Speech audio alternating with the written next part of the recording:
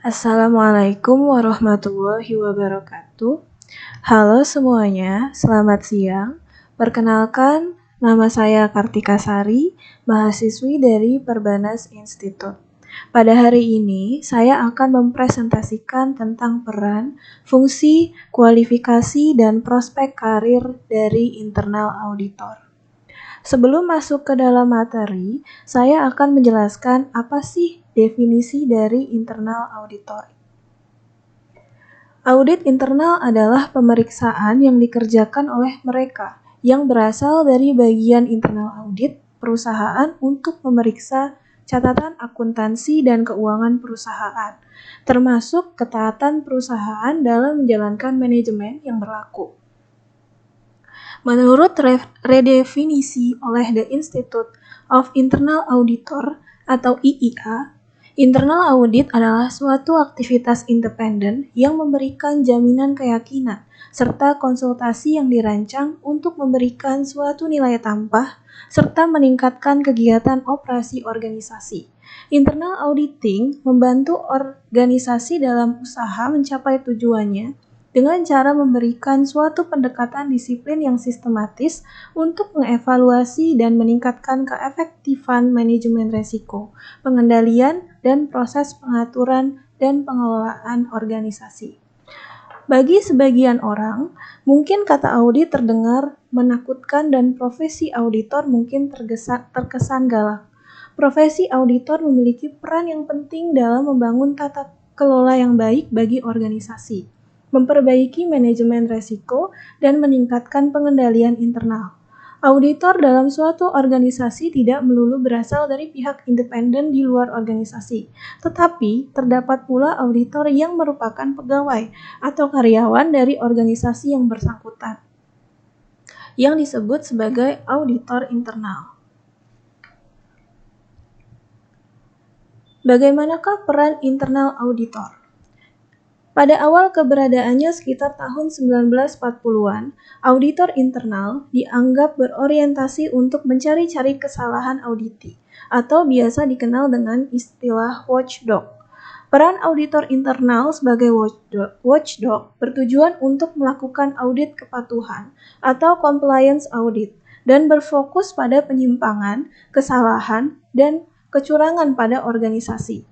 Aktivitas yang dilakukan oleh auditor internal sebagai watchdog diantaranya adalah observasi, inspeksi, perhitungan, cek fisik, pengujian atas transaksi ketaatan transaksi terhadap ketentuan peraturan yang berlaku. Hal tersebut umumnya memiliki dampak dalam jangka pendek, yaitu perbaikan atas kesalahan dan penyimpangan yang ditemukan. Yang kedua adalah sebagai konsultan.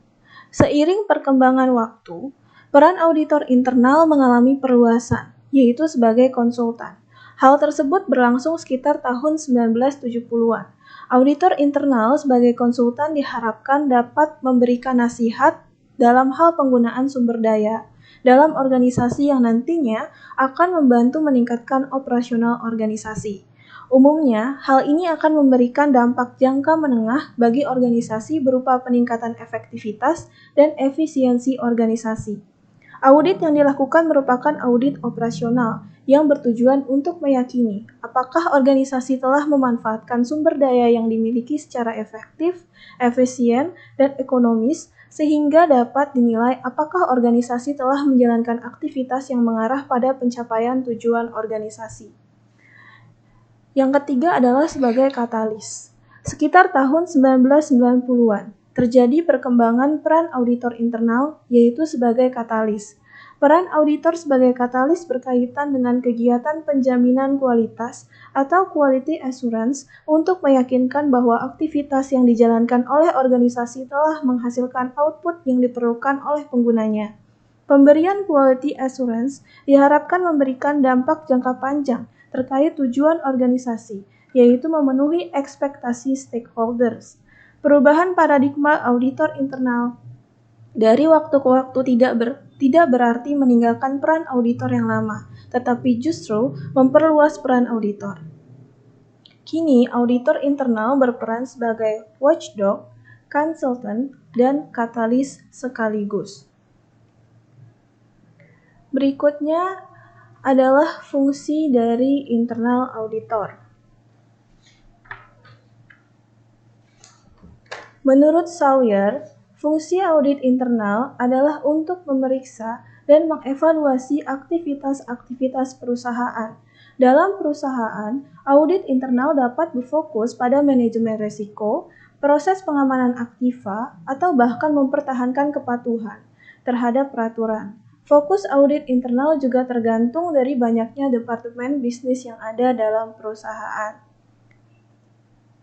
Selain itu, fungsi auditor internal dapat mencakup masalah-masalah yang dihadapi oleh manajemen, yaitu pertama, melakukan pengawasan atas semua aktivitas yang sulit ditangani oleh pimpinan puncak, yang kedua, mengidentifikasi dan meminimalkan resiko, yang ketiga, memvalidasi laporan ke manajemen senior, yang berikutnya membantu manajemen pada bidang-bidang teknis, membantu proses pengambilan keputusan, dan membantu manajer dalam hal pengelolaan perusahaan. Berikutnya adalah kualifikasi internal auditor. Yang pertama adalah keterampilan komunikasi, termasuk komunikasi lisan, penulisan laporan, dan keterampilan presentasi. Yang kedua adalah keterampilan memecahkan masalah, misalnya pemikiran konseptual dan analitis. Yang ketiga, kemampuan untuk mempromosikan nilai audit internal di antara karyawan kunci dalam organisasi. Berikutnya adalah mengikuti perkembangan perubahan peraturan dan standar industri. Berikutnya adalah pengetahuan di dalam audit seperti standar audit internal dan standar etika profesional. Dan yang terakhir adalah pengetahuan dalam manajemen risiko perusahaan, misalnya analisis risiko dan penilaian kontrol. Selanjutnya, bagaimana sih prospek karir internal auditor? Apabila perusahaan besar, maka internal auditnya dapat berupa satu direktorat sendiri, di mana dipimpin oleh direktur audit.